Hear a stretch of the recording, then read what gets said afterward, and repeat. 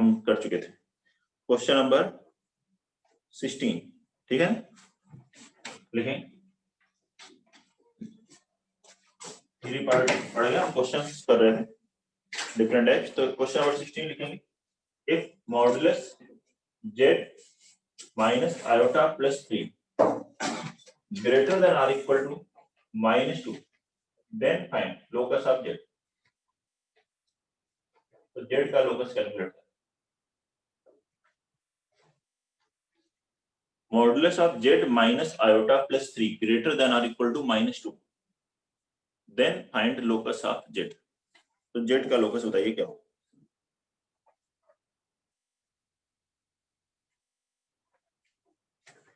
Modulus of z minus i plus 3,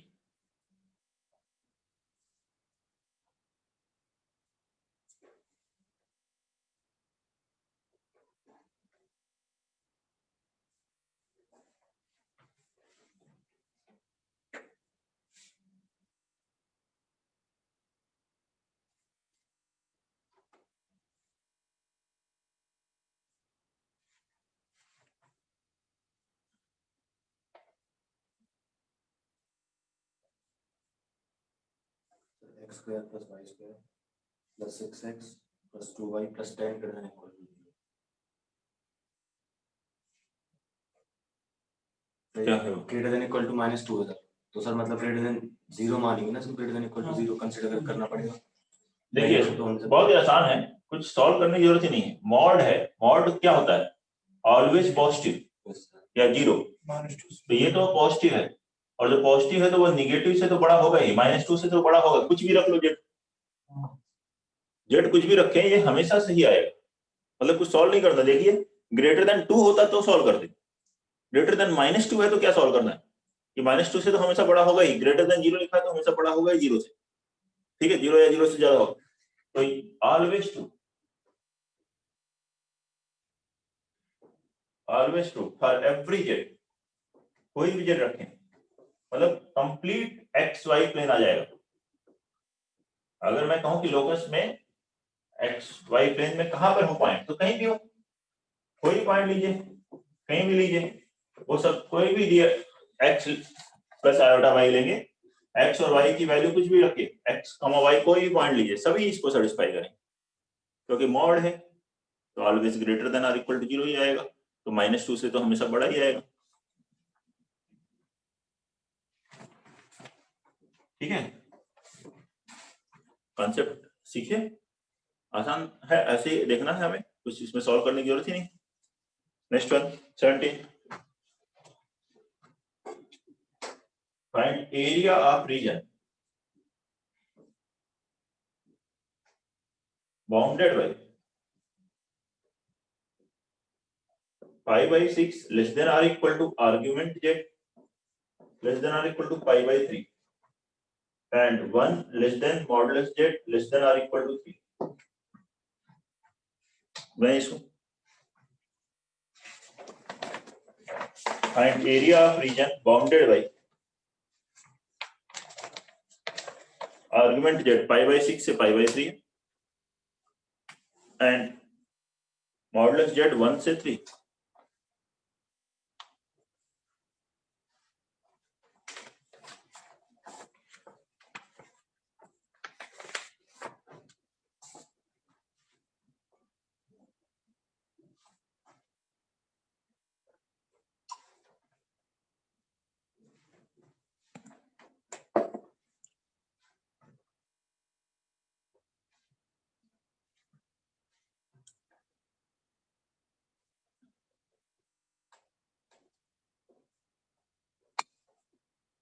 बनाएंगे इस question को 2π/3। पहले डायग्राम बना लेते हैं, क्या होगा locus. Modulus z is equal to 1 होता तो एक सर्कल जिसका centre 0 0 radius 1 unit, mod z 1, mod z equal to 3 होता तो सेंटर 0 0 रेडियस 3, ये ना, अब 1 से 3 तक है, 1 से ग्रेटर है, 3 के से लेस है, तो मतलब इन दोनों सर्कल के बीच वाला पार्ट आ गया। पहले वाला देखिए आर्गुमेंट जेड की वैल्यू कहां से कहां तक पहुंची, π/6 से π/3 तक। π/6 पे एक लाइन आते हैं, इस पर कहीं भी पॉइंट लोगे तो क्या मिलेगा argument Z, π/6 plus X axis के डायरेक्शन में एक रे आएगी। ऐसे आर्गुमेंट जेड π/3 क्या आएगा, ओरिजिन से एक रे आएगी कितने एंगल पे, π/3 एंगल पे। ये हो गया argument Z is equal to π/3। ये पूरा हो गया π/3 स्टार्टिंग से, तो ये बीच के एंगल कितना हुआ π/6। इन दोनों के बीच में होना चाहिए π/6 और π/3, तो इन दो रे के बीच में और इन दो सर्कल के बीच में कौन सा फेवरेबल पार्ट हुआ, ये पार्ट हुआ फेवरेबल, जिसका एरिया हमें कैलकुलेट करना है। Yes sir. ये निकाल लो, आंसर आ गया।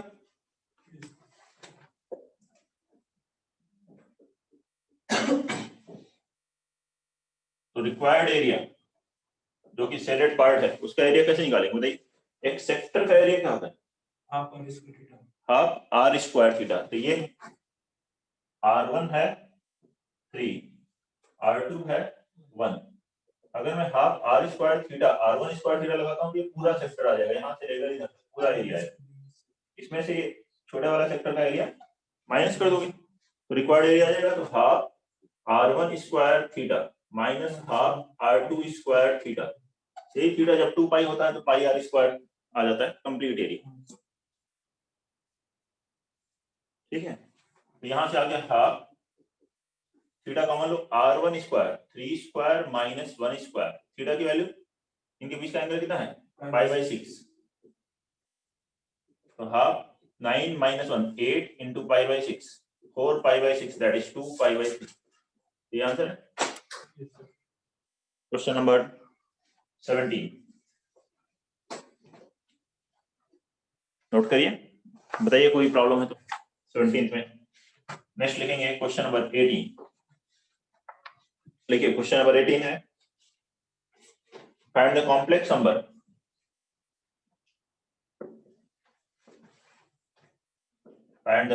Number having least positive argument, having least positive argument and satisfying the inequality. The inequality modulus z minus 3 plus 3 iota less than or equal to 3. Modulus z minus 3 plus 3 iota less than or equal to 3. बनाएंगे इसको।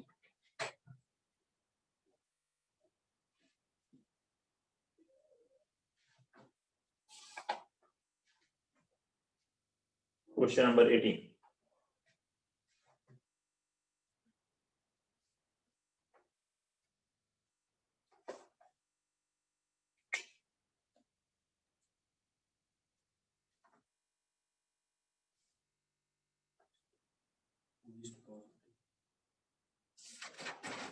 Try करिए, यही doubt था दोस्तों का, लेकिन वापस diagram से ट्राई करिए फिर मैं बताता हूँ।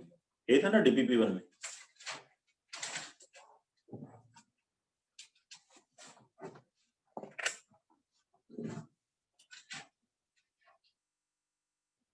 लिस्ट पॉजिटिव आर्ग्यूमेंट चाहिए। जीरो आर्ग्यूमेंट पॉजिटिव तो होता नहीं।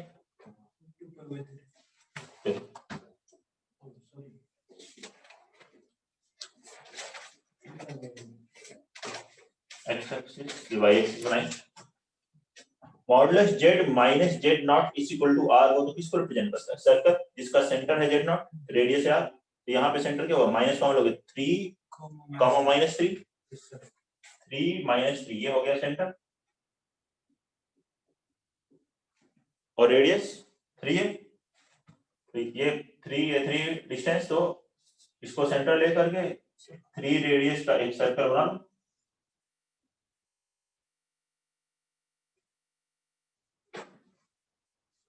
ये पॉइंट है 3 का माइनस 3, ये पॉइंट क्या होगा 0 माइनस 3, ये 3, एक सर्कल होगा जो एक्स एक्सिस वाई एक्सिस को ऐसे टच कर रहा होगा, फोर्थ क्वाड्रेंट में आ रहा होगा, लेस देन और इक्वल टू 3 का मतलब क्या है? इस सर्कल के ऊपर के सभी पॉइंट ले सकते हो, अंदर के भी सभी पॉइंट ले सकते हो, ये सारे कॉम्प्लेक्स नंबर्स आप ले सकते हो। इन सभी कॉम्प्लेक्स नंबर्स में से, इन सभी पॉइंट्स में से वो वाला पॉइंट बताना है हमें जिसका आर्गुमेंट लिस्ट पॉजिटिव है। पॉजिटिव में हमें कंसीडर करना है आर्गुमेंट को। हम जो आर्गुमेंट लेते हैं वो हमेशा प्लस एक्स एक्सिस से लेते हैं ना। अब इस पॉइंट का जो 3 0 है इसका आर्गुमेंट है 0, लेकिन 0 पॉजिटिव नहीं आता, 0 is neither positive nor negative. तो हम जब पॉजिटिव में बात करेंगे तो वो आर्गुमेंट आ जाएगा ऐसे घूम के 2 पाई आएगा इसका, ऐसे लोगे इस पॉइंट का आर्गुमेंट कितना आएगा 2 पाई। यहाँ पे जो पॉइंट है देखिए इसका आर्गुमेंट अगर निकालना हो तो 270 मतलब 3 पाई बाई 2, हमें नेगेटिव नहीं लेना है पॉजिटिव में। अब यहाँ पे अगर कोई पॉइंट है तो इसका आर्गुमेंट निकालोगे तो वो 3 पाई बाई 2 से ज्यादा होगा। तो कौन सा कॉम्प्लेक्स नंबर है जिसका आर्गुमेंट मिनिमम होगा? -3 पाई बाई 2। बाकी सबका 3 पाई बाई 2 से ज्यादा हो जाएगा, 270 डिग्री से ज्यादा होगा, तो हमें चाहिए मिनिमम वाला। तो कौन सा पॉइंट हुआ? 0, -3। Therefore complex number having least positive argument will be z is equal to 0, -3, that is -3 iota। बताइए। पर सर आर्गुमेंट तो -पाई से पाई के बीच में है। लिस्ट पॉजिटिव वर्ड लिया है ना, तो सर फिर आर्गुमेंट यूज नहीं करना चाहिए था, प्रिंसिपल वैल्यू हो गई है। तो ये कहाँ प्रिंसिपल है? वो प्रिंसिपल वाली होती है, -पाई से +पाई लेते हैं तो उसे कहते हैं principal value. Least positive argument है, पॉजिटिव में ही हमें कंसीडर करना है। वो तो नेगेटिव हो जाएगा अगर -पाई लोगे तो, इसका फिर क्या आएगा? बाकी सब तो नेगेटिव आएंगे, कोई पॉजिटिव आएगा ही नहीं। आएगा -पाई/2 से 0 तक, -पाई/2 से 0 तक कौन सी वैल्यू पॉजिटिव? कोई नहीं। ठीक है, अगर आप लिस्ट प्रिंसिपल आर्गुमेंट की बात करोगे, यहाँ लिखा है लेकिन वर्ड क्या लिखा है? Positive argument. तो आर्गुमेंट जो हम कंसीडर करेंगे 0 से लेके 360 डिग्री। बताया था आपको कि पॉजिटिव रखें तो 0 से 360 तक लेना है, अदरवाइज ऐसे -पाई से +पाई लेना है। अगर कुछ भी स्पेसिफाई नहीं, अगर यहाँ कोई स्पेसिफिकेशन नहीं होता, आया ये बोलता find the complex number having, ठीक है, लिस्ट, ठीक है, argument of its absolute value, तो आप आ जाते 0। एब्सोल्यूट वैल्यू मतलब आपको नेगेटिव पॉजिटिव कंसीडर नहीं करना है, उसका एक तरह से मॉड ले लेना, ये भी आ जाता। और अगर आप अलजेब्रिक वैल्यू में लिस्ट जाएंगे फिर से यही आ जाएगा, क्योंकि -पाई/2 आ जाएगा उस केस में इसका आर्गुमेंट। नोट कर लिए।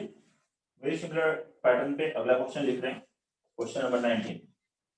18 वाले पैटर्न पर है, ट्राई करें इसे। 19 find the complex number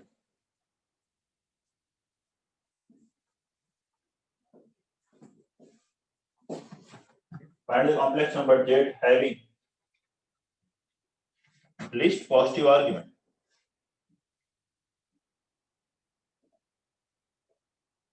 and satisfying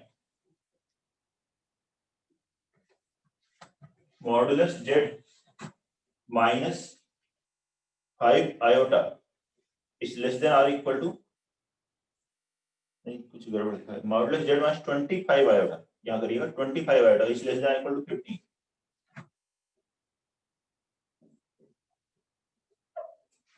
modulus z -25 iota is less than or equal to 15। बनाएंगे इसको।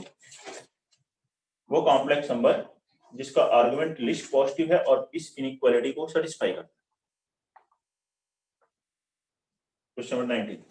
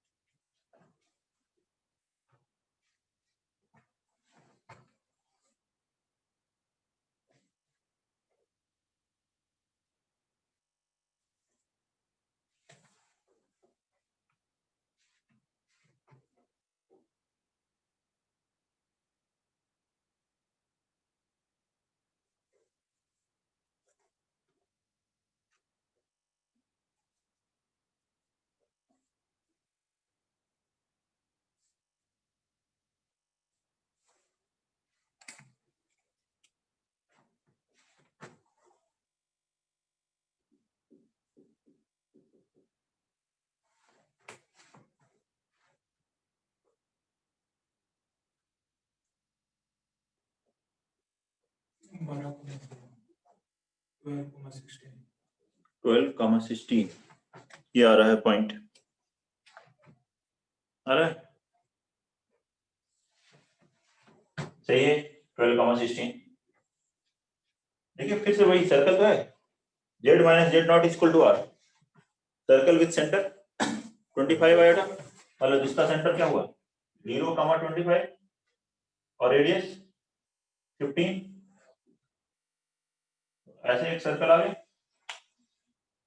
ये रेडियस 15 इसकी। अब इस पे हमें चाहिए वो कॉम्प्लेक्स नंबर जिसका argument least positive, less than और इक्वल टू 15, मतलब इसके अंदर के सारे पॉइंट्स और इसके ऊपर के सभी पॉइंट ले सकते हैं, ठीक हुआ ना। इस सर्कल के अंदर के और इसके ऊपर में से कौन सा नंबर होगा जिसका आर्गुमेंट मिनिमम होगा पॉजिटिव में, तो इस ओरिजिन से हम ज्वाइन करते हैं उस कॉम्प्लेक्स नंबर को, जैसे कि अगर यहाँ पे किसी कॉम्प्लेक्स नंबर का आर्गुमेंट चाहिए तो इसको हम ज्वाइन करेंगे। तो यहाँ से ओरिजिन से अगर हम इस लाइन सर्कल पे टैंजेंट बना दें, मान लीजिए पॉइंट पी, इसका जो आर्गुमेंट होगा, बाकी कोई भी कॉम्प्लेक्स नंबर यहाँ लो, उन सभी का आर्गुमेंट इससे ज्यादा होगा, इसके बाद आएगा, मतलब ये वाला कॉम्प्लेक्स नंबर का आर्गुमेंट लिस्ट पॉजिटिव होगा, तो यही कॉम्प्लेक्स नंबर हमें कैलकुलेट करना है, ये तो मतलब हुआ। अब देखिए ये लेंथ कितनी है, रेडियस 15 है, ये एंगल मैं कर देता हूँ थीटा, कोई प्रॉब्लम है इसमें। ये एक राइट एंगल ट्रायंगल है, ये एंगल कितना होगा 90 टेंजेंट है, तो ये कितना आ गया पाइथागोरस से 20, 25 स्क्वायर माइनस 15 स्क्वायर निकाल दोगे 20 आ गया। ये थीटा है, ये कितना होगा 90 माइनस थीटा, ये एंगल कितना होगा थीटा। इस राइट एंगल ट्रायंगल में cos थीटा बताओ क्या होगा 15/25 3/5, sin थीटा क्या हुआ 20/25 ये हुआ ना 4/5, ये हुआ। इस पॉइंट का अगर कॉम्प्लेक्स नंबर x का y है तो ये x है, ये y है, तो x इस ट्रायंगल में देखो x क्या है 20 cos थीटा और y है 20 sin थीटा, ये है ना, या x by 20 बराबर cos थीटा, y by 20 बराबर sin थीटा, तो cos थीटा यहाँ से रखो, कितना है 20 into 3/5 12, 20 into 4/5 16, मतलब ये जो पॉइंट है वो 12,16 है, मतलब वो कॉम्प्लेक्स नंबर z है 12 + 16 आया बेटा, बताइए कोई डाउट है तो बोलिए। ठीक है, कॉन्सेप्ट और बेस्ड है, अच्छे क्वेश्चंस हैं, आ सकते हैं एडवांस में भी, कोई दिक्कत है तो बताएं, कॉन्सेप्ट को समझिए। और नेक्स्ट क्वेश्चन लेते हैं, question number 20, find m belongs to real number for which z cube plus 3 plus iota into z square minus 3z plus m plus 1 is equal to 0 has at least one real root, has at least one real root, इसका कम से कम एक real root को, m real number है यहाँ पर, और इस cubic का रियल रूट हो तो m की वैल्यू क्या होगी।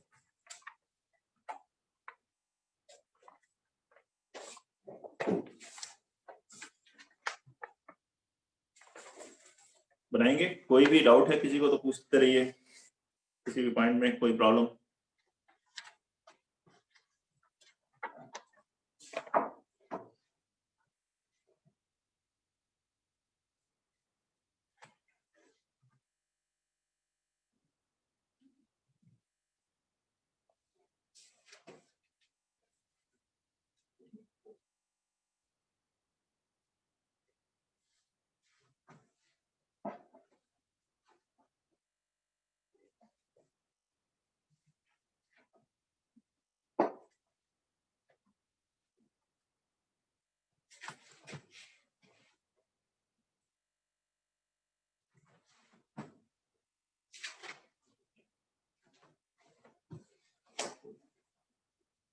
पहले सॉल्व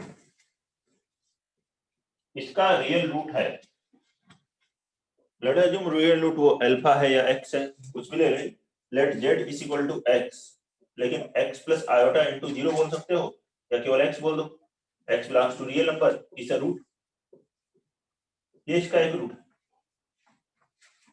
है ना, at least one real root.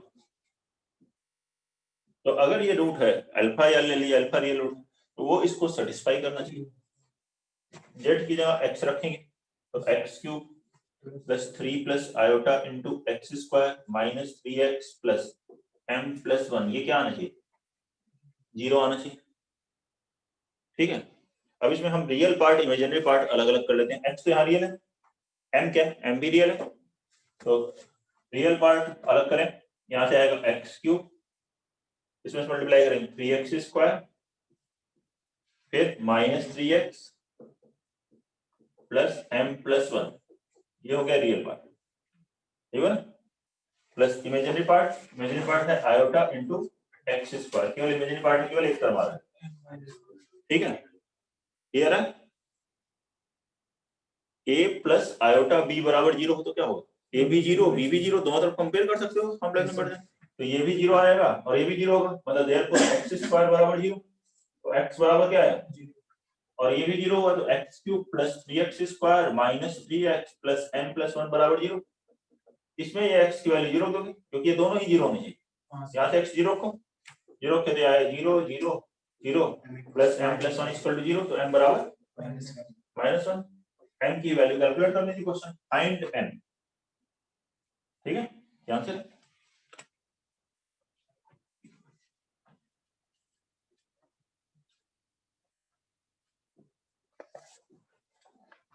Question number 21 note कर लीजिए, 21 लिखते हैं, solve for z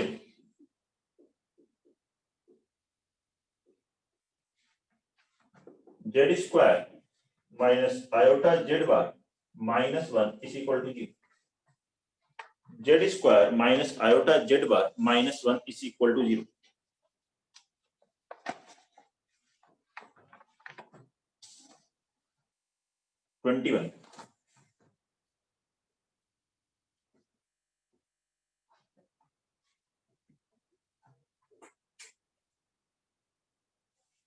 Z square minus iota into Z bar minus 1 is equal to 0।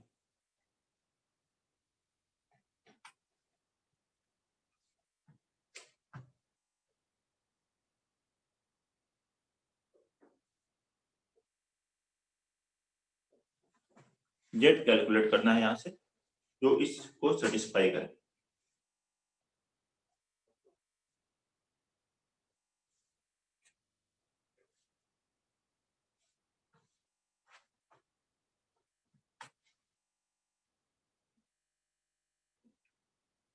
जल्दी से सॉल्व करिए, इसका भी आंसर आए बताएं।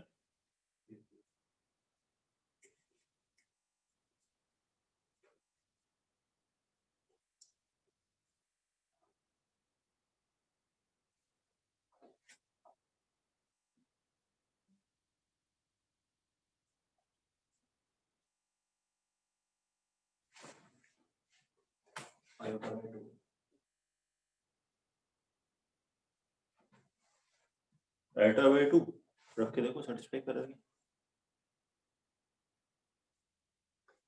दिखाई तो नहीं दे रहा, तो मतलब गलत है।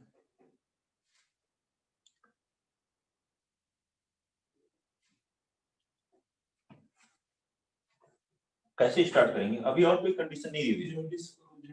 लेट जेड बराबर x plus iota y, mod z square नहीं, जेड स्क्वायर को जेड इंटू जेड बार कहते हैं, ठीक है, मॉड जेड स्क्वायर को लिखते हैं जेड इंटू जेड बार। तो हम जेड को क्या लिख सकते हैं, एक्स प्लस आयोटा वाई या ए प्लस आयोटा वाई मान लेते हैं, इसका रूट है, और कुछ नहीं आ रहा है, आप इसका कॉन्जुगेट लोगे एक और इक्वेशन आएगी, लेकिन एक जेड स्क्वायर है एक जेड बार, दोनों जेड होते तो क्या करते हैं, क्वाड्रेटिक है जेड में, लगा सकते हैं minus b plus minus root और बी स्क्वायर माइनस 4ac 1/2, उससे जेड आ जाता है। लेकिन एक जेड स्क्वायर है एक जेड बार है, तो क्या कर रहे हैं, जेड को एक्स प्लस आयोटा वाई या ए प्लस आयोटा वाई इसमें रख देते हैं, therefore X plus iota Y, और ध्यान रखें यहाँ एक्स और वाई दोनों ही रियल नंबर है, आयोटा कॉम्प्लेक्स है root minus one, X Y दोनों real, X plus I Y का square minus iota into Z bar कितना हुआ X minus iota Y minus one बराबर जी, स्क्वायर करेंगे X square I square minus one minus Y square plus two iota X Y minus iota x plus I square minus one into Y minus one is equal to zero. अब इसमें real part और imaginary part को अलग अलग कर लें, तो X square minus Y minus one plus iota वाला two x Y minus X is equal to zero. फिर से ये जीरो है तो दो केस ठीक है, ए प्लस आयोटा भी जीरो तो ए भी जीरो है बी भी जीरो, ये दोनों ही जीरो होंगे।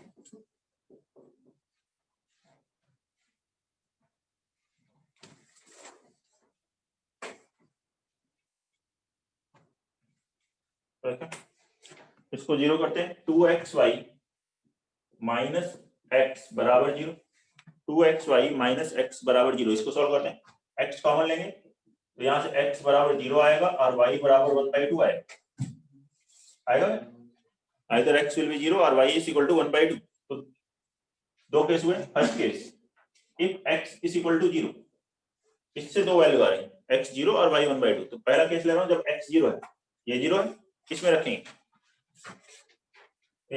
X square minus y plus minus one is equal to zero, x zero इसमें रखो तो क्या आ गया माइनस मल्टीप्लाई कर लो y square plus y plus one बराबर जीरो, इसका डी लेस देन जीरो है तो यहाँ से कोई रियल रूट नहीं आएगा, y की कोई रियल वैल्यू नहीं आएगी जब x जीरो होगा, तो x y दोनों रियल नंबर है तो फर्स्ट वाले केस से कोई वैल्यू नहीं आएगी। अब सेकंड केस y बराबर 1/2 इसमें रख दिया आ जाएगा आंसर, सेकंड y बराबर 1/2 इसमें रखेंगे, देयरफॉर x स्क्वायर माइनस 1/2 का स्क्वायर 1/4 माइनस 1/2 माइनस 1 बराबर जीरो, तो y x स्क्वायर बराबर 7/4, x बराबर प्लस माइनस रूट 7/2, तो x की वैल्यू है y की वैल्यू, x और y आ गया तो कॉम्प्लेक्स नंबर लिख लिए, क्या लिखोगे z बराबर plus minus root 7/2 plus 1/2 iota, ये आंसर है। बोलिए किसी को कोई डाउट?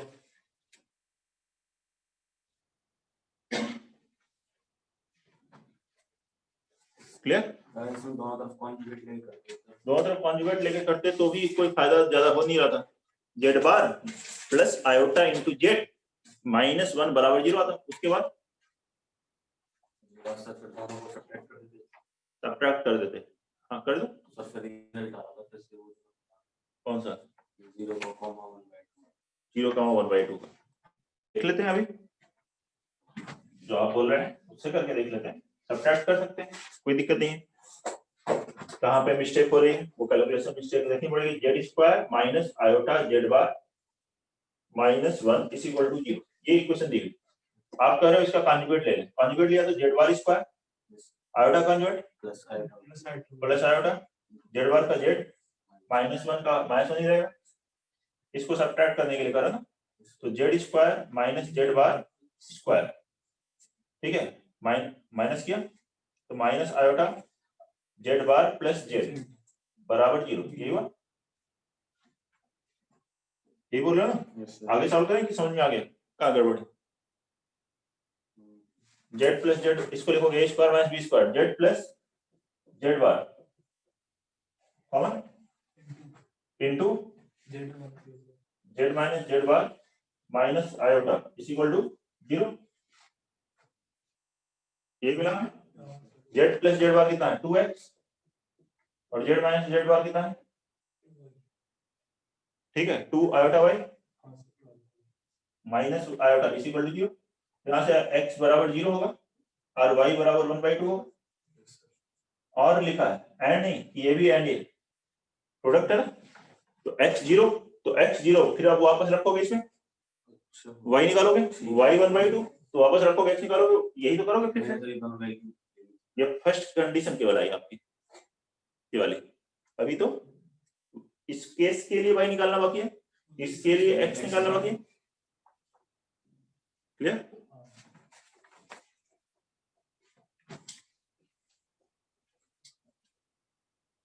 तो देखिए ये भी ठीक है मेथड, तो आपके ऊपर है, आप देखो करोगे तो आगे स्टेप मिलेंगे, लेकिन हर स्टेप को ध्यान से, कहीं मिस्टेक जहां होगी फिर गड़बड़ हो जाएगा answer.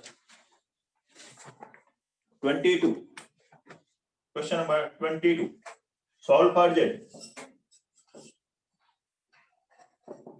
Iota z cube plus z square minus z plus iota is equal to 0। Z के लिए इसको सॉल्व करें, तो सॉल्व करके जेड की वैल्यू कैलकुलेट करें।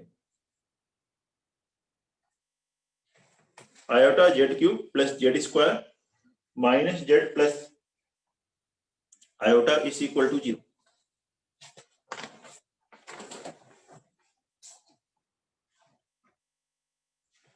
Iota z cube plus z square minus z plus iota is equal to 0।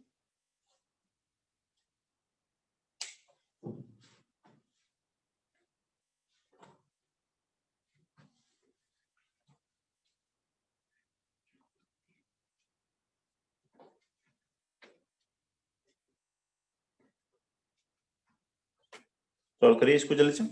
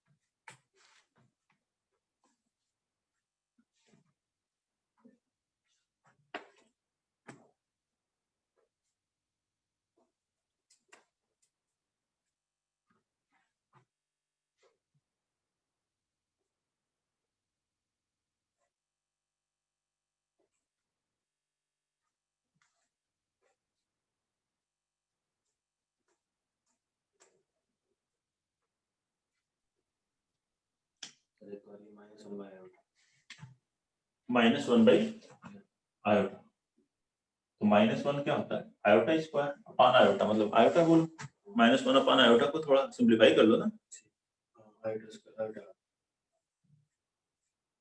एक ही root आ रहा है, क्यूबिक है तो 3 बोलने चाहिए हमें रूट। 0 1 में sir z equals to iota में तो होगा सर। 0 देखो सेटिस्फाई कर रहा है क्या? जो भी रूट आएगा वो सेटिस्फाई करेगा। जेड आपका 0 आंसर आ रहा है तो 0 क्या सेटिस्फाई कर रहा है? नहीं कर रहा है, मतलब गलत है।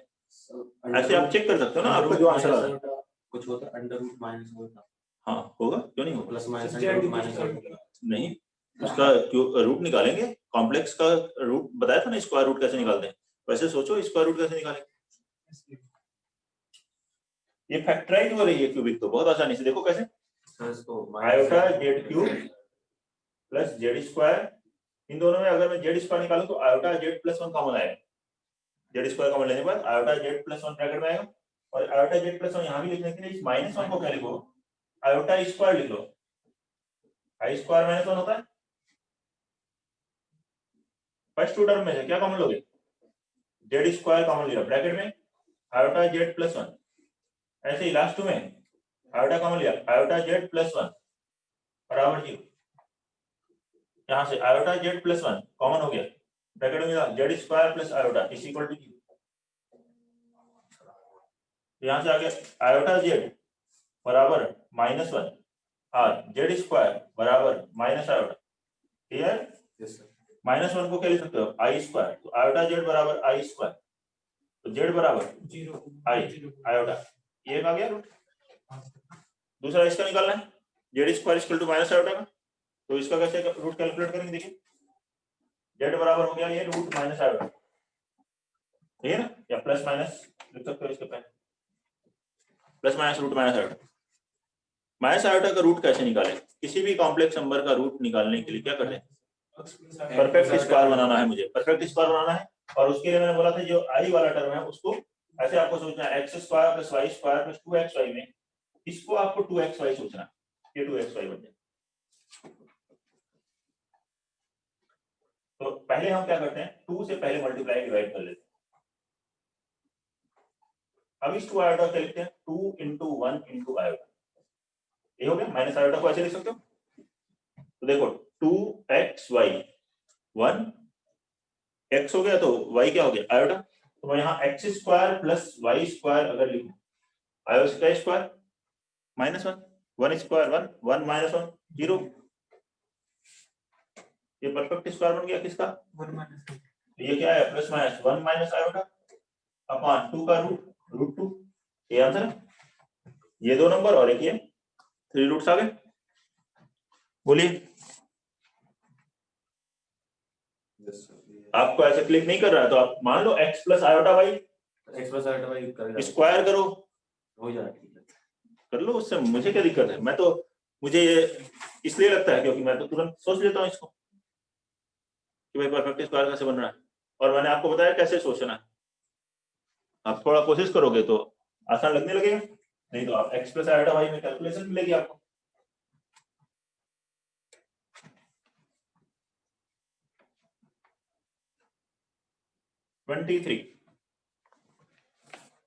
एक Z1 and Z2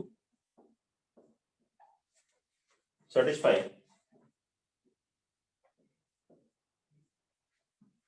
Z plus Z bar is equal to 2 times modulus Z minus 1 and argument of Z1 minus Z2 is equal to pi by 4. Then find imaginary part of Z1 plus Z2. Note करिए then find imaginary part of Z1 plus Z2.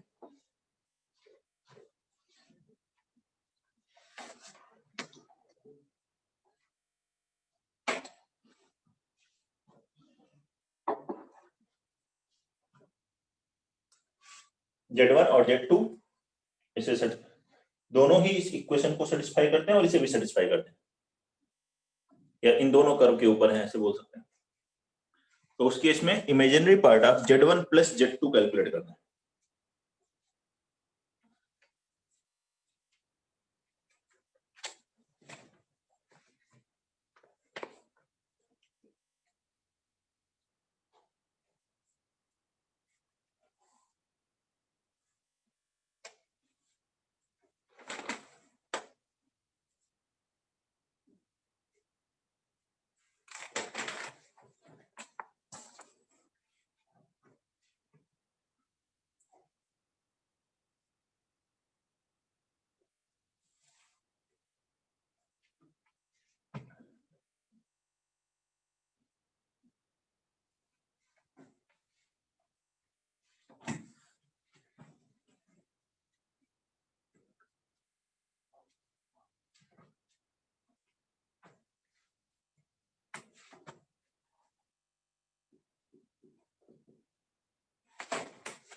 Z1 Z2 इसे satisfy कर रहे हैं।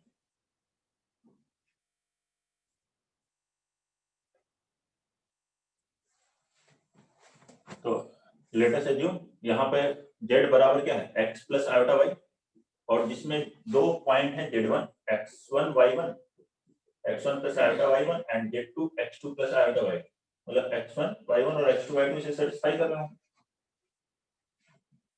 इन conditions को जिसकी help से हमें calculate करना है।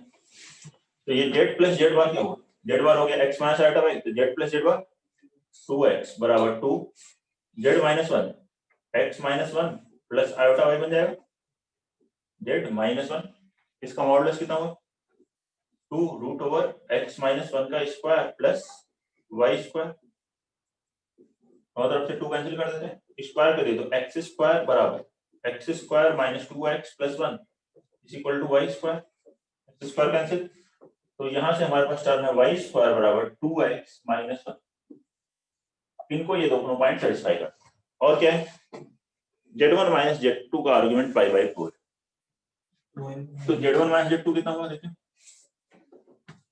इसमें सब्ट्रैक्ट कीजिए x1 minus x2 plus iota times y1 minus y2 इसका आर्गुमेंट पाई बाई 4 है तो इसका मतलब tan पाई बाई 4 बराबर क्या होगा y1 minus y2 upon x1 minus x2 होगा that is equal to 1 tan pi by 4 की वैल्यू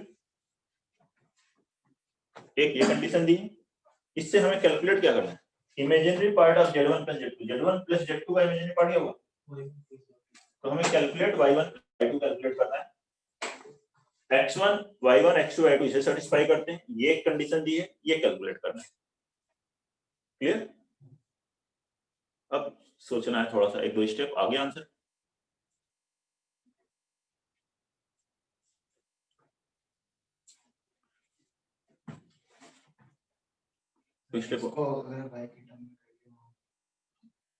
रख लो, देखो करके देखो, देखेंगे जब हम लोग खुद कैलकुलेट करेंगे तो देखेंगे कुछ मिस्टेक भी होंगी, उसे सीखेंगे कि ऐसे नहीं इस तरह से करना है।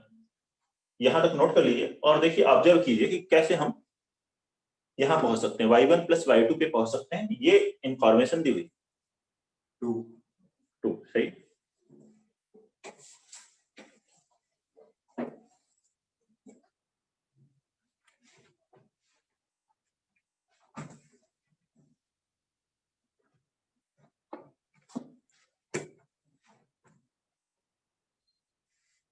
तो देखें कैसे कर सकते हैं इसे।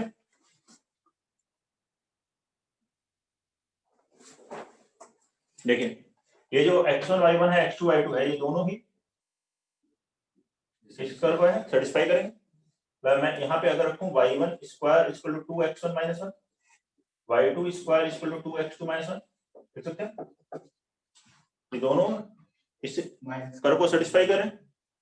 हमें हम y1 minus y2 x1 minus x2 में रिलेशन चाहिए, पता है, तो x1 माइनस x2 सब्ट्रैक्ट करते ही एक रिलेशन दिख रही है, सब्ट्रैक्ट करो तो y1 square minus y2 square बराबर आ गया 2 टाइम्स x1 माइनस x2। इसको फैक्टराइज कर सकते हो, क्या लिखोगे, y1 plus y2 into y1 minus y2, इससे क्रॉस मल्टीप्लाई कर दो तो अपान x1 minus x2 is equal to 2। इसकी वैल्यू यहां से निकल गई 1, तो y1 प्लस y2 कितना आ गया 2। यही कैलकुलेट करना था। देखिए ये मैं आपको कर रहा हूं कि जो इंफॉर्मेशन दी है उसको लिख लिया अभी हमने। अब देखें, ऑब्जर्व कीजिए कैसे कैलकुलेट कर सकते हैं।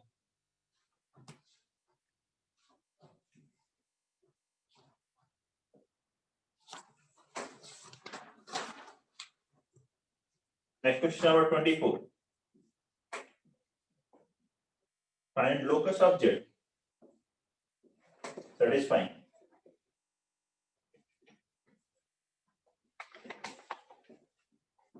log बेस है cos pi by 3, यहाँ वैल्यू है modulus z minus 1 plus 4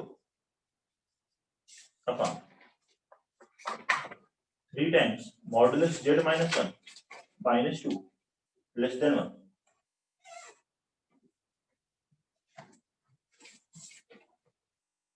z का लोकस कैलकुलेट करना है जो इस इनइक्वालिटी को सेटिस्फाई करे।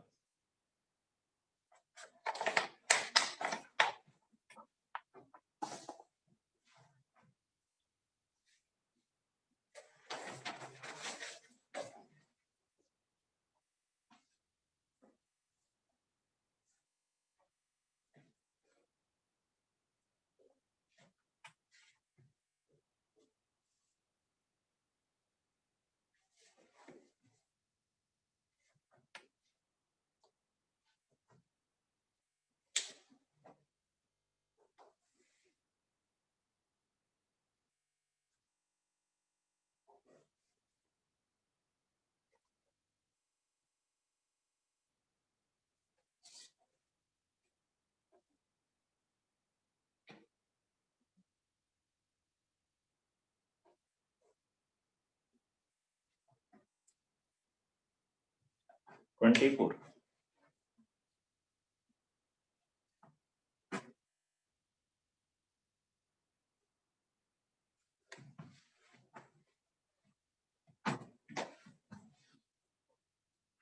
लॉग में इनइक्वालिटी साइन चेंज हो जाता है जब बेस क्या हो, 1 से छोटा हो, 0 और 1 के बीच में, तो लॉग हटाने पे इनइक्वालिटी साइन चेंज हो जाती है। बेस 1 से बड़ा हो तो इनइक्वालिटी साइन सेम रहती है।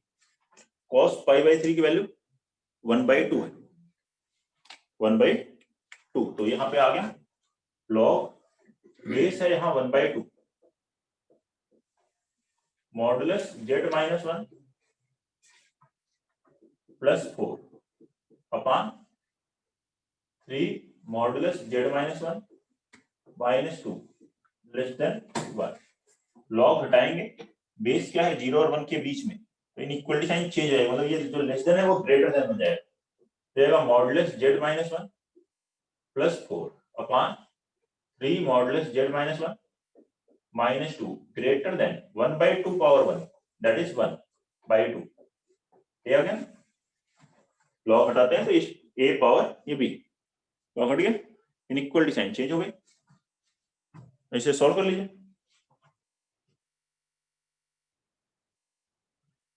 सर्कल आ रहा है यानी मॉड z माइनस 1 को x ले लेते हैं, हर जगह मॉड z माइनस 1 लिखेंगे, उसकी जगह मैं x लिख देता हूं। ये हो गया x plus 4 upon 3x minus 2 greater than 1/2। क्या हम इस क्वांटिटी को क्रॉस मल्टीप्लाई कर सकते हैं? नहीं कर सकते। कर सकते हैं। यहाँ पर क्यों? देखो मॉड z प्लस 4 ये तो पॉजिटिव है, न्यूमरेटर पॉजिटिव है, डिनोमिनेटर भी पॉजिटिव ही होगा, क्योंकि लॉगरिथम के अंदर जो वैल्यू होती है वो हमेशा पॉजिटिव होती है, तभी डिफाइंड होती है। कंडीशन निकालनी पड़ेगी। ठीक है, तो ये तो पॉजिटिव, वैसे भी देखो ग्रेटर देन 1/2 है, यहाँ पे आप लिख लें ये x क्या होगा ग्रेटर देन 2/3 या modulus z minus 1 greater than 2/3 हो। ठीक है, क्रॉस मल्टीप्लाई यहाँ कर सकते हैं, क्योंकि लॉग के अंदर की वैल्यू हमेशा पॉजिटिव होती है, और पॉजिटिव तो ये है ही, 1/2 से बड़ा है तो पॉजिटिव है। हम किसको सॉल्व करें? 1/2 से ग्रेटर, मतलब 0 से तो अपने आप ग्रेटर ही हुआ। क्रॉस मल्टीप्लाई करें तो यहाँ हो गया 2x plus 8 greater than 3x minus 2। यहां से आगे 10 ग्रेटर देन x, मतलब x लेस देन 10 और ग्रेटर देन 2/3 तो है, तो मॉडुलस z माइनस 1 कहां से कहां तक आ गया? 2/3 से लेकर 10 तक। मॉडुलस x किया वापस मॉडुलस z माइनस 1 रख दिया, मॉडुलस z माइनस 1 2/3 से 10 तक। अब इसका लोकस बनाना है, तो ये क्या है? एक circle with centre 1 and radius 2/3 लोगे तो मॉडुलस z माइनस 1 बराबर 2/3 आएगा। रेडियस 10 लोगे तो सेंटर 1 0 और रेडियस 10 का सर्कल आएगा, इनके बीच का पार्ट आ गया। इस सर्कल के पहले वाले सर्कल के आउटसाइड, दूसरे वाले सर्कल के इनर पार्ट। बताइए कोई डाउट है तो नोट करिए। Question number 24। नेक्स्ट लिखेंगे question number 25।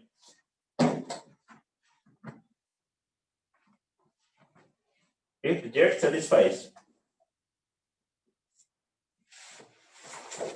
modulus Z minus 2 minus iota less than or equal to 5, then find maximum and minimum value of modulus Z minus 14 minus 6 iota. If Z satisfies this inequality, then find maximum and minimum value of this modulus.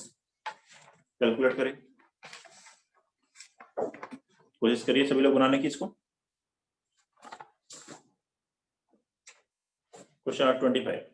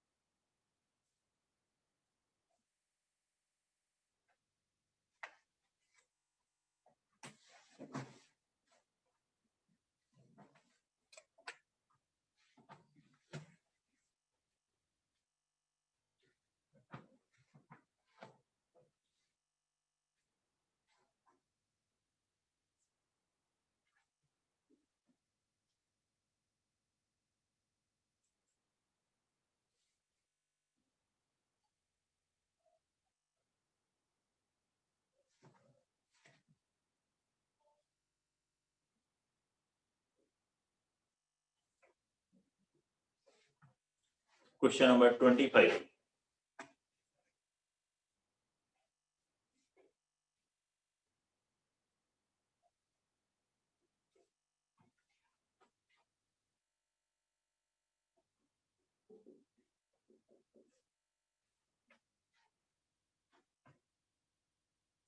If z satisfies modulus z minus 2 minus iota less than or equal to 5, then find maximum and minimum value of this modulus. Sir minimum 8 और maximum 18। 8 and 18 ये बता रहा है कृष्णा, सही है।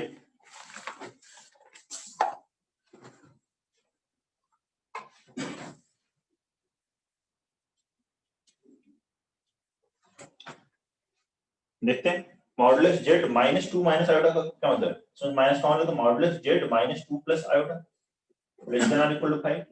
ये किसको represent कर रहा है?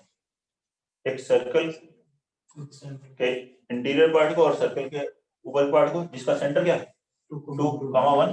तो सेंटर हो गया 2 1, रेडियस 5 का एक सर्कल बना लो, सेंटर 2 1, रेडियस 5, एक सर्कल बना। इस सर्कल के अंदर के सारे पॉइंट ले सकते हो, सर्कल के ऊपर के सभी पॉइंट ले सकते हो इक्वल। ये ना, ये जेड को रिप्रेजेंट कर रहा है। जेड इनमें से कोई भी हो, जेड इधर नहीं है, इनमें से कोई भी है। अब आपको क्या कहा, मैक्सिमम मिलने वाले मॉडुलस जेड माइनस क्या लिखा था 14 माइनस 6। हम इसको ऐसे लिखा था जेड माइनस कॉमन है 14 प्लस 6 आयोटा, और जेड की डिस्टेंस है z1 माइनस z2 का मॉडुलस का क्या मतलब होता है, जेड की डिस्टेंस z1 और z2 के बीच की डिस्टेंस। तो हमें क्या कैलकुलेट करनी है, जेड की डिस्टेंस 14,6 पॉइंट है, 14,6 यहाँ कहीं कोई पॉइंट है, ठीक है।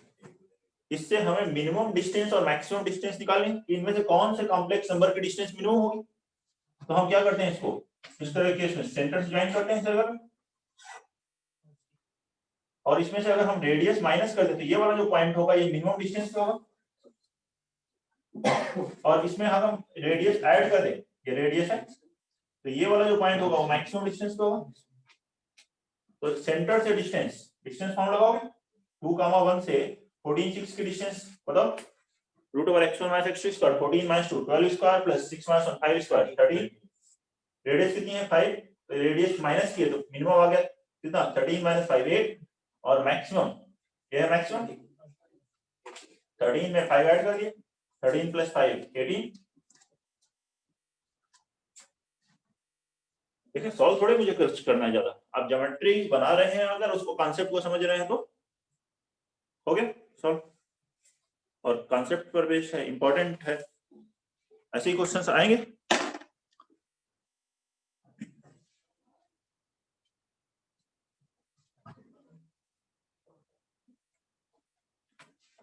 नेक्स्ट आर्टिकल है complex number, de Moivre's theorem.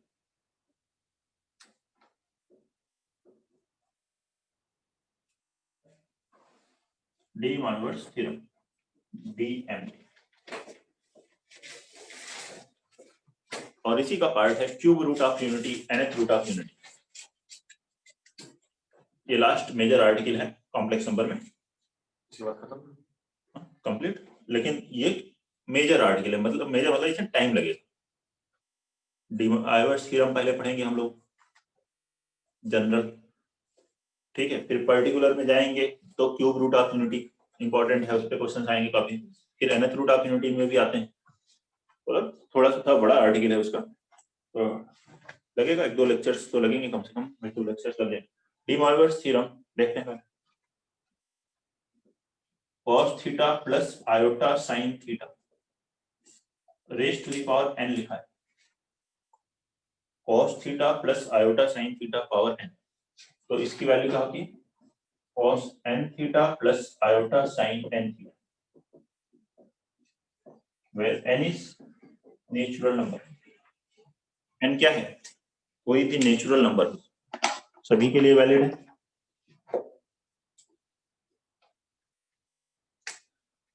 cos n theta plus iota sine n theta,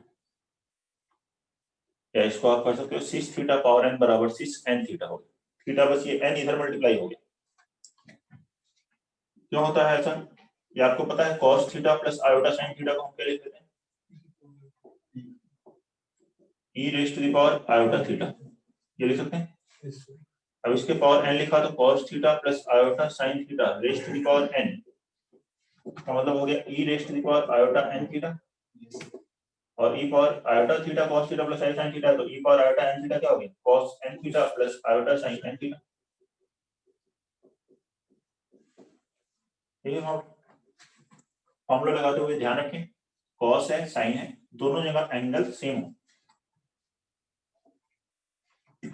same angle हो, थीटा अल्फा बीटा कोई भी एंगल है सेम होने चाहिए, हर जगह अलग अलग नहीं होनी चाहिए।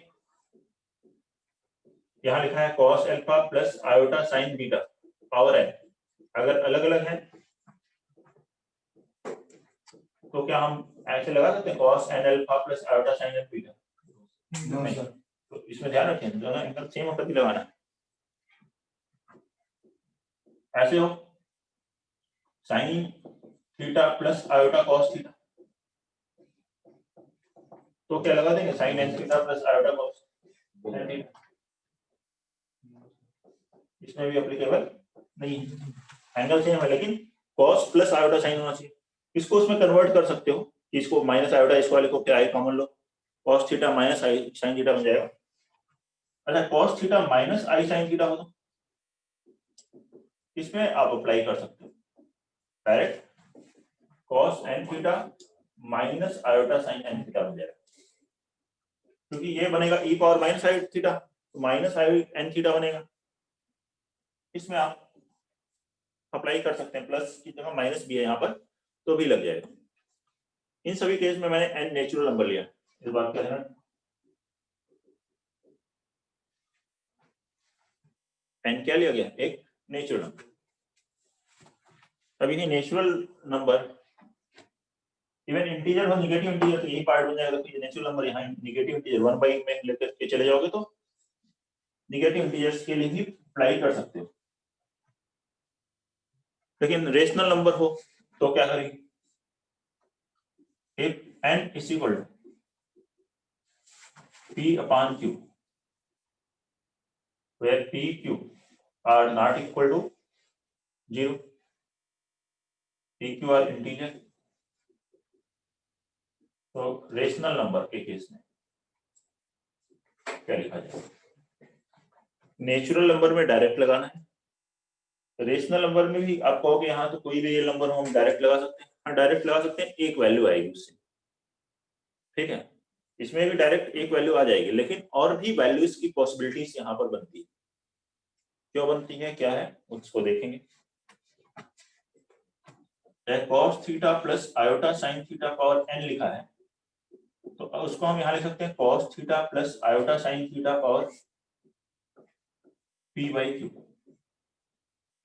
ऐसे लिख सकते हैं। जैसे मान लीजिए ऐसा लिखा हो z बराबर cos theta plus iota sin theta की जगह लिखा हो 1/2 प्लस आयोटा रूट 3/2 पावर 3/7, अगर मैं 7 को इधर ले आऊं तो क्या होगा z पावर 7 बराबर, बोले एक 7 डिग्री की इक्वेशन है, और 7 डिग्री की इक्वेशन है तो इसके 7 डिफरेंट रूट्स, 7 रूट्स मिल सकते हैं इस इक्वेशन के, तो ऐसे यहाँ जो बाई q लिखा है तो ये क्या है, अगर इसको मैं z बराबर लेकर के इसको सॉल्व कर रहा हूँ तो इसके q डिफरेंट रूट्स या q रूट्स हैं डिफरेंट, वो डिपेंड करेगा कि क्या वैल्यू है उसके रिगार्डिंग डिफरेंट है सेम आ जा रहे हैं, तो इसके q रूट्स होंगे, तो इसकी q डिफरेंट वैल्यूज आएंगी, उसमें से एक वैल्यू ये वाली आएगी आपके पास, लेकिन सभी वैल्यूज निकालने के लिए क्या करना होता है, यहाँ पर हम लोग थीटा की जगह क्या करते हैं जनरल वैल्यू आप थीटा लिख देते हैं, क्योंकि थीटा लिखो या 2k पाई प्लस थीटा लिखो दोनों एंगल सेम होता है, देखिए आप किसी का आर्गुमेंट ले रहे हो या 2 पाई प्लस थीटा ले रहे हो या 4 पाई प्लस थीटा ले रहे हो, एंगल तो वही ले रहे हैं, एंड जब नेचुरल नंबर होगा उस केस में अगर आप अप्लाई करोगे तो वही एंगल बार बार आता रहेगा, लेकिन जनरल वैल्यू लेकर के रेशनल नंबर होगा तब आप अप्लाई करोगे तो डिफरेंट वैल्यूज आएंगे। यहाँ पे देखिए जैसे मैं इसमें अप्लाई करता हूँ, ये डी मायोस थ्योरम का यही कॉन्सेप्ट लगाना है, cos p upon q 2k pi plus theta, जैसे उसमें लिखा था क्या e power i 2k pi plus theta पहले लिख लो, plus iota sine p by q 2k pi plus theta, ठीक हुआ। जहां k क्या है, इंटीजर है, लेकिन इंटीजर में सभी वैल्यूज नहीं लेते हैं हम लोग।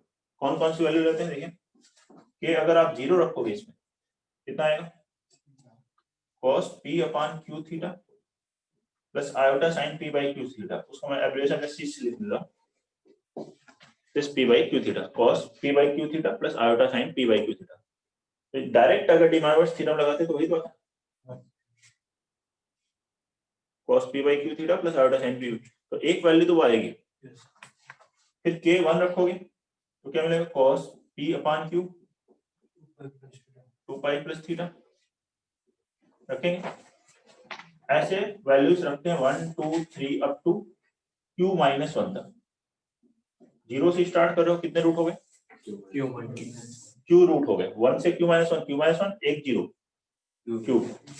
अगर आप q रखोगे तो वापस 1 0 वाली वैल्यू आएगी। देखो q रख के देख लो, cos p upon q 2q pi plus theta, multiply करो इसमें, cos 2p pi plus p upon q theta, cos even multiple of pi plus theta, cos theta ही होता है, वही साइन में भी वही होता है, साइन थीटा ही होता है।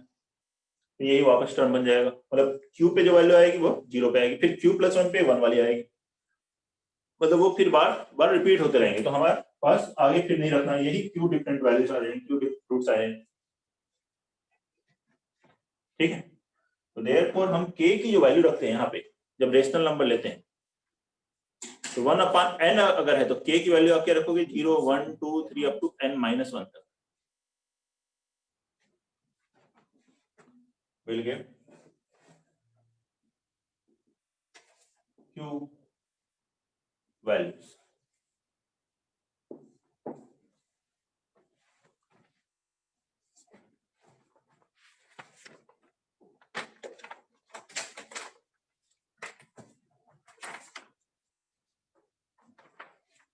तो इसी से हम लोग इसको यूज करते हुए, इस कॉन्सेप्ट को यूज करते हुए किसी भी कॉम्प्लेक्स नंबर के हम लोग कितने भी रूट निकाल सकते हैं। स्क्वायर रूट तो ऐसे ही निकाल लेते हैं हम लोग, लेकिन बाकी कोई अगर आपको 5th रूट निकालना है, 7th रूट निकालना है या 3/7 निकालना है, तो आप कॉम्प्लेक्स नंबर, किसी भी कॉम्प्लेक्स नंबर का कैलकुलेट इसकी हेल्प से देखिए कैसे।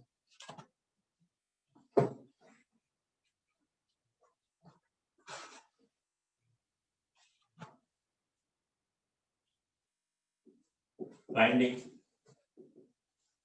nth root of a complex number using De Moivre's theorem। De Moivre's theorem से कैसे कैलकुलेट करते हैं कि मान लीजिए ऐसे दिया हुआ है, लेट z पावर n बराबर x प्लस आयोटा y, या 2 + 3 आयोटा दिया है, 5 + 7 आयोटा दिया, कुछ भी दिया हुआ है, आपको कहा गया इसके रूट्स निकालो, तो n रूट्स आएंगे। तो सबसे पहले आपको क्या करना है, ये जो कॉम्प्लेक्स नंबर है x प्लस आयोटा y, ठीक है, राइट, गिवन कॉम्प्लेक्स नंबर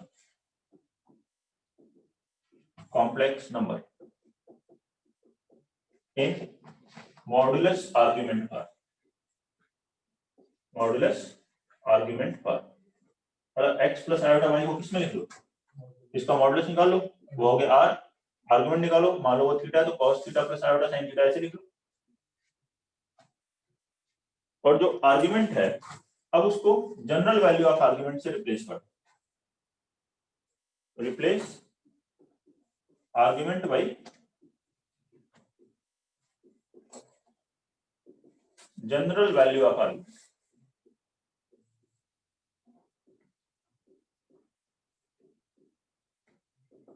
इस थीटा को हमें किससे रिप्लेस कर देना है, 2k पाई प्लस थीटा, जहां k की वैल्यू इंटीजर, क्या रखेंगे 2k पाई प्लस थीटा, तो z पावर n बराबर r, इसको आप e power iota 2k pi plus theta exponential format में लिख लो, सबसे आसान लगेगा सॉल्व करना, e power iota 2k pi plus theta, theta की जगह क्या कर दें, जनरल वैल्यू ऑफ आर्गुमेंट लिखें।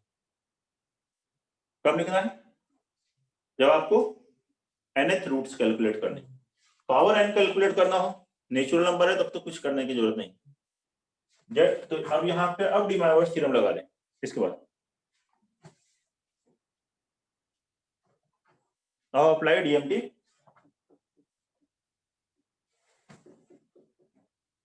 To get roots. तो यहां से आ जाएगा जेड बराबर r power 1/n e raise to the power iota 2k pi plus theta और 1/n।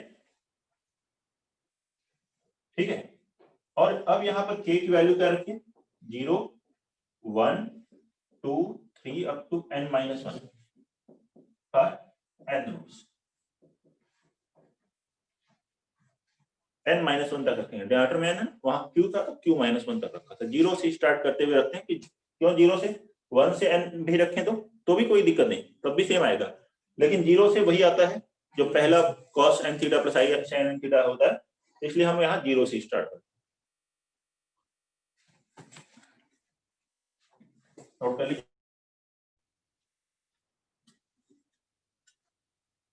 कोई भी डाउट है तो बताएं। इसी पर बेस्ड ये फर्स्ट क्वेश्चन करके देख लेते हैं।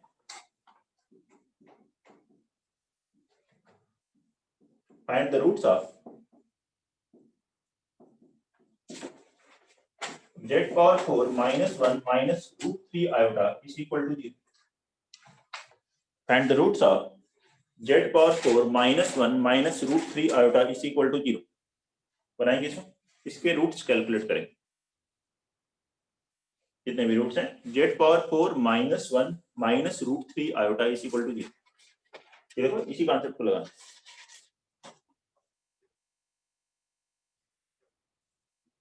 जो अभी आपको बताया गया। nth रूट्स किसी कॉम्प्लेक्स नंबर के कैसे कैलकुलेट करते हैं, इसी पॉइंट को यहाँ अप्लाई कर लीजिए, आ जाएगा।